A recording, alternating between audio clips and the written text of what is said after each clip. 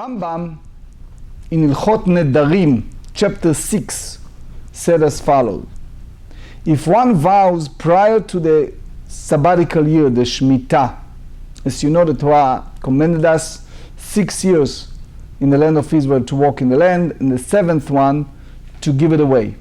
So if one vows prior to the sabbatical year that benefit from the property of another is forbidden to him, employing the language, this property, it is prohibited for him to enter the other person's field and eat his produce even during the sabbatical year. If he vows during the sabbatical year, it is prohibited for him to enter the field. However, he may eat produce that leans outside the field. So here's the point. You have two entities. One we call Reuven, fellow, and the other one is Shimon. Reuven said, I make a vow that I'll never drive any benefit or anything from Shimon. Shimon owns a field. 6 years Shimon obligated to walk in his field, and it's quote unquote his. The 7th year, which is the sabbatical year, he is giving away. Since Reuven prohibited himself from driving benefit from Shimon, the question is how you treated the sabbatical year in conjunction to the product that stayed in the field that Shimon's used to own, since he is ownerless at the sabbatical year. So here we're dealing with subject of vow and how serious you take a person's verbal commitment. And the stipler, the great Rabbi Yaakov Kanievsky, asked you a basic question. How a person can prohibit any produce of Shemitah, of sabbatical year? Because this is davar shelo haya ba la'olam, because it's now not yet in this world. So he tried to say, and others, that the prohibition may apply to the ground, to the foundation of the ground that brought the fruit to Ishinu, which means the produce is only a consequence of the ground. And therefore, when you have a prohibition between two entities, Reuven and Shimon, we may say that he applies not only to a produce that's coming out, but also the ground. And the big question is, in that sense, even the person is ownerless, but he has some attachment to its ground.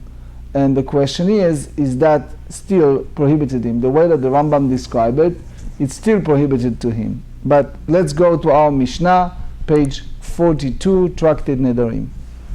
המודר הנאה מחברו לפני שביעית. Persons make a vow prior to the sabbatical year that he forbids himself to benefit from his fellow. So you don't have here a clear statement when that happened. It's just a consequence of this discussion. But it's clear that it was before the sabbatical year.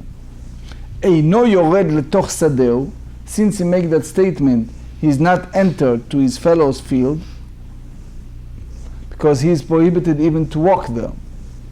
ואינו אוכל מן הנוטות, he's not allowed to eat even from the branches that extends outside the field. The Ran explains, you may think that because it's outside those branches, it may not part of the field, but since it's prohibited, the Meiri said it's included everything.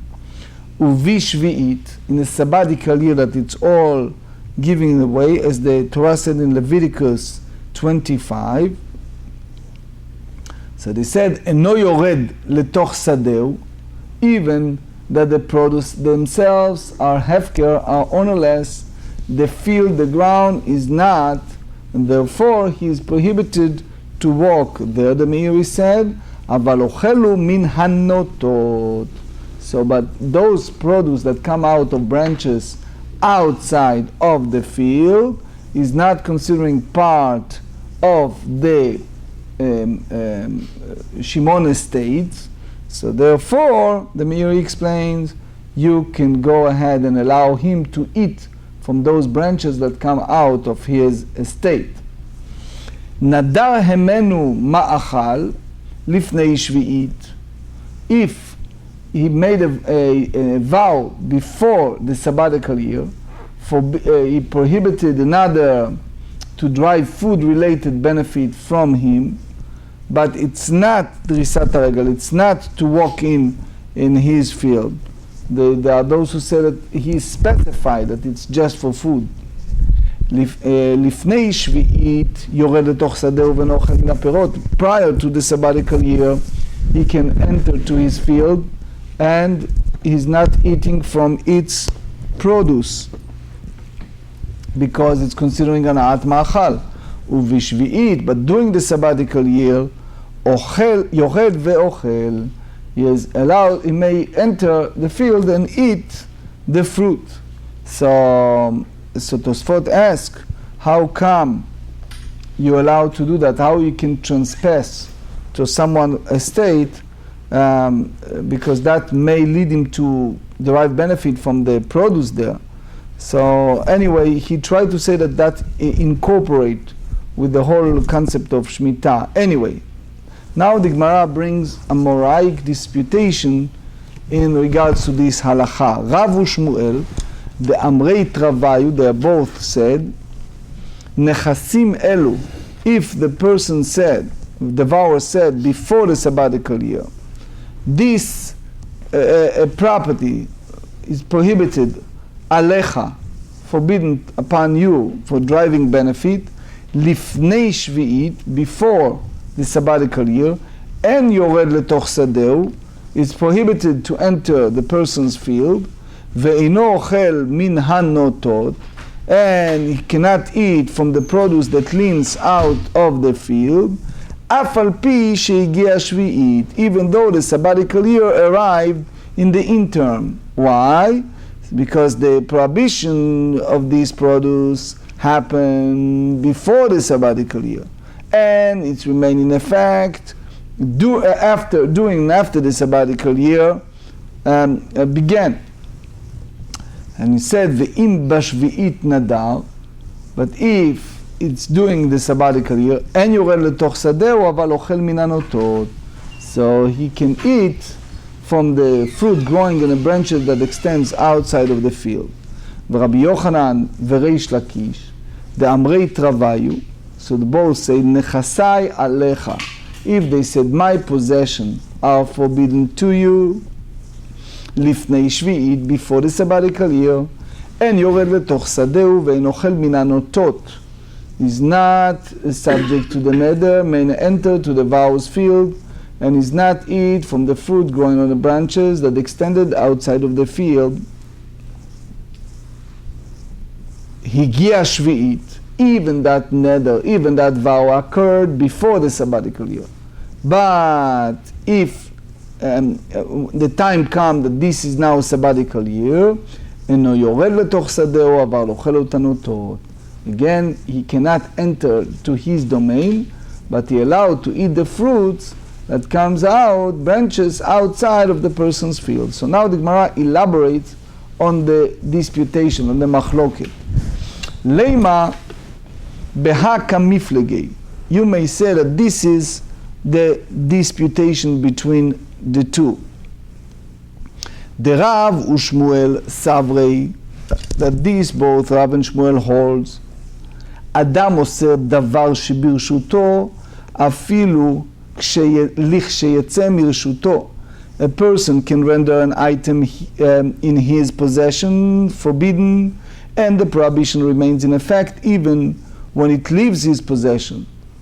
Why? Because the moment the produce forbidden before the sabbatical year, the prohibition remains in effect after the produce became ownerless during the sabbatical year. ורבי יוחנן וריש לקיש סברי. However, Rabbi Yochanan וריש לקיש hold, אין אדם מוסר דבר שברשותו לכשיצא מרשותו. A person cannot prohibit something currently in his ownership for after it leaves its ownership. So the Gemara said, V'tisbera.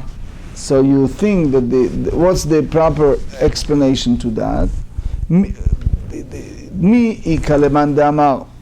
You mean to say that is the one who said that Rabbi Yochanan Reish Lakish ein adam oser davar shebirshuto lichshiyitze mirshuto. A person cannot prohibit something that it's under his ownership now for after he leaves ownership. If that's the case, אם כן נפלגי בנכסים אלו וכל שכן בנכסי. So they should have this disputation, disagreement. If the vower said these possessions are forbidden to you, and for sure when the law applies where he said my possession pan. So again, it's unlike the language of Rav and Shmuel that hold that these possession. So the Gemara continue and try to prove that everyone agree that the person can prohibit something that departed from his estate. Vetu hadet nan. And furthermore, this is what we learn in the Mishnah. The Adam oser davar shebirshuto lichshiyitze mirshuto. That this is Mishnah in Tractate Bava Kama, page 108b. A person can render an item in his possession forbidden, and the prohibition remains in effect when it leaves his possessions. Ditnan, haomer livno, if someone said to his son, konam she'ata neheneli, he said, benefit from my property is konam for you. So then, met, if the father passed away, yirashenu, the son inherited him, which means the derivative from the father's estate after the passing is it is no longer his. If the father vowed to render benefit from his property, forbidden to his son, bechayav during his lifetime, and bemoto, and after his passing. 42. Bi'imet lo yirashenu. If he dies, the son do not inherit him. So the idea is that since the father said clearly, lucidly, that is prohibited even after his passing, so it means that the father can prohibit the estate even that it's departed from him, which is a person can prohibit something even is departed from his domain. Shanehacha the ka'amar le bechayav uvemoto, during his life and after his passing. And unfortunately you see it a lot that people make those decisions, and it's in a way, how do you say it, controlling from grave, that they don't want the children to have something. Anyway, mikol makom kash, yeah? So it's still the first question we ask, that if Rabbi Yochanan Reish Lakish disputed, even someone said that this estate, and they said that a person should not prohibit them when it's departed from his domain, so why they use the term nechasai alecha and not elu? Ela bin chasim elu kule alma lo plige. If the vower said these possessions are forbidden to you, everyone agrees that he forbids the item for even after they leave his ownership. Ki plige, the Amoraic disputation, bin chasai. Rav Shmuel savrei lo shna nechasim elu v'lo shna nechasai. Adam oser, even that departed from his domain. Rabbi Yochanan Reish Lakish savrei nechasim elu Adam oser. Nechasai and Adam oser. So they said that my possession a person does not forbid them after they leave his ownership, not afterward. Anyway, there is a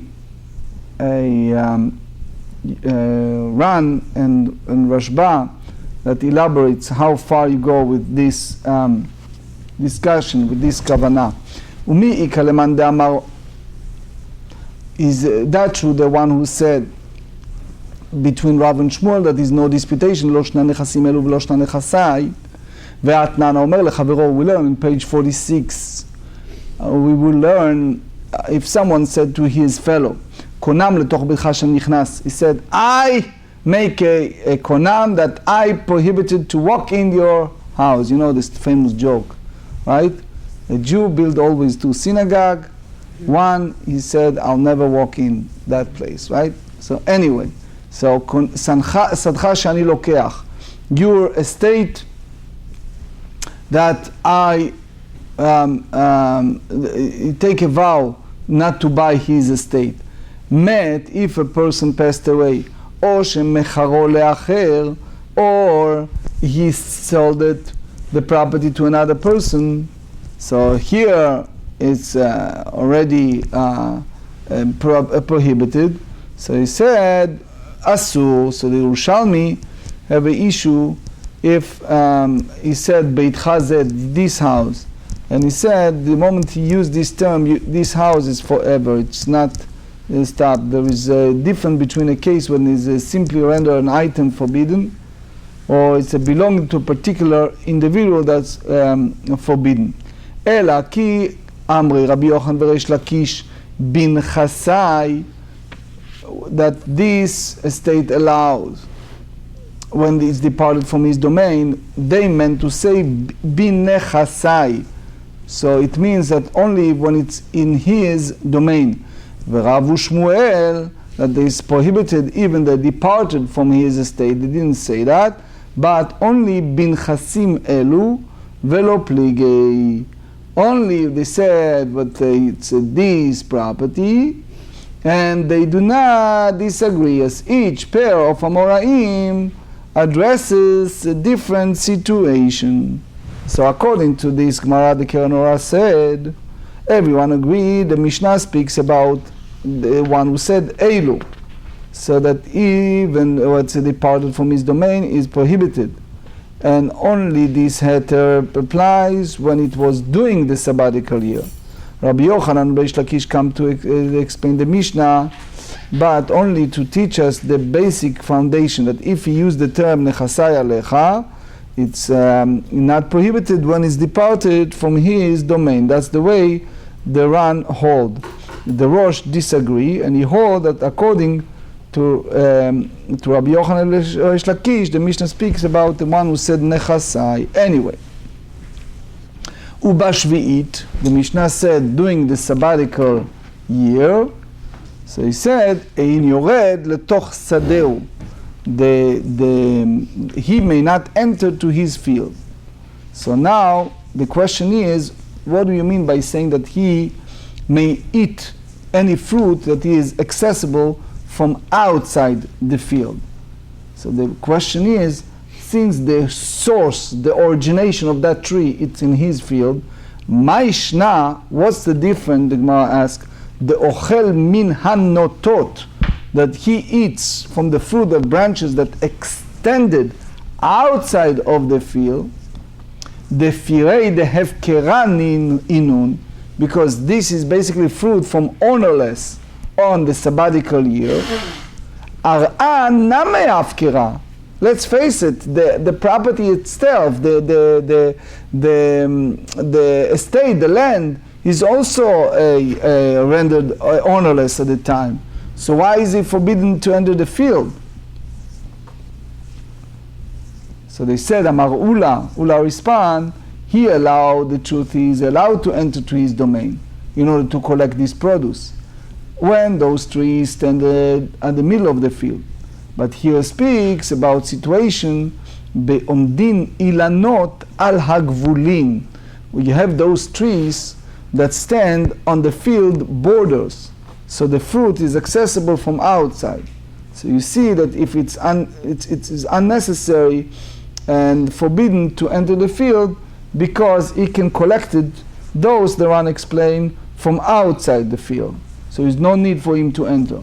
Another option, Rabbi Shimon ben Eliakim Amar, he said, Gzera shema yishhe ba'amida. The truth of the matter, if you follow the Torah laws, he can enter to the other guy's field in order to collect this produce.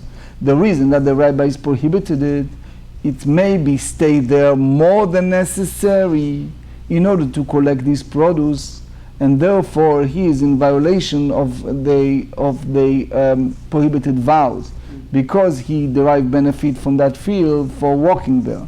It's because that field allow only to eat and nothing more. That's the way Tosfot explained. The big question is, if that's also the Rambam said, that if the field itself, the land itself, is considering ownerless in that sense, or only allow in order to access to a produce that are ownerless, and if he delayed there too long, for example, he collected something and he's standing there and start eating, etc., etc., that basically he is in violation. So therefore the sages said, look, if those trees is in the center of the field, don't walk in.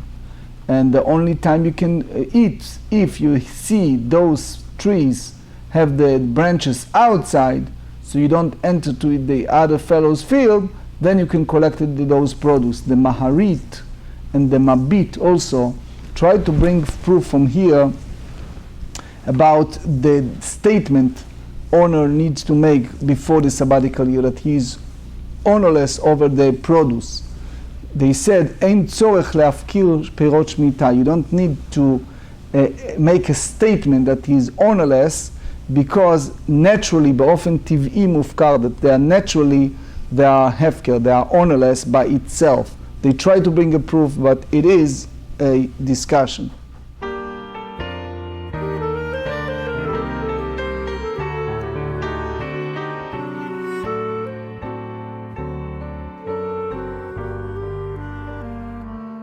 Boyachem leshuloim malachai yeshuloim malachai